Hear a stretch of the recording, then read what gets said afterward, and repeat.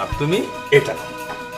শোনো বৌমারা, এই দুধ দিয়ে যে আমাকে সুস্বাদু খাবার তৈরি করে খাওয়াইতে পারবে তাকেই আমি এই পেনশনে 12 লক্ষ টাকা দিয়ে দিব। বাবা, এইটা কোনো ব্যাপার হলো? এটা কোনো ব্যাপার না, আমি আপনার জন্য ভালো একটা খাবার রান্না করব। বাবা, আমিও পারবো আপনার জন্য খাবার বানাইতে। বাবা, আমিও পারবো আপনার জন্য সুস্বাদু খাবার বানাইতে। বৌমারা, তোমরা এখন যাও, আমি ক্লান্ত হয়ে গেছি, বিশ্রাম নিব। তোমাদের হাতে সুস্বাদু খাবার এনে আমাকে খাওয়াবে, যাও। আচ্ছা আচ্ছা। এই বুড়াটাও না পারে, এখন আমি এই দুধ দিয়ে কি খাবার বানাবো?